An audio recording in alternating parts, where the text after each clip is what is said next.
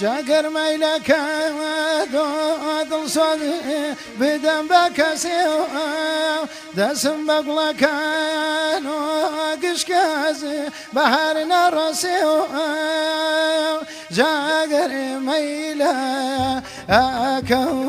خواب بدم بای ایران کردم کنه اگری مالم بیوی ایران اغلی لودا اغلی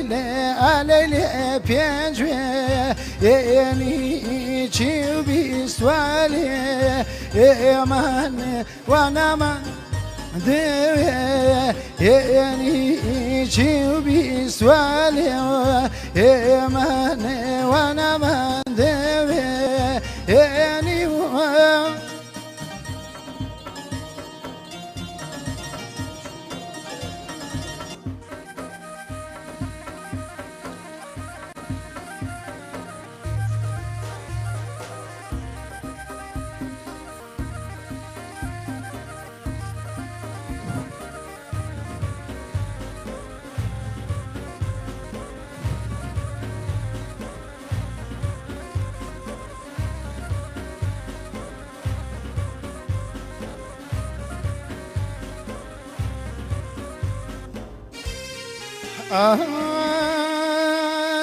جاگر میلک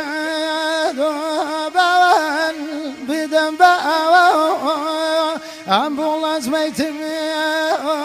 گشکاز بیانی تدواو جاگر بابی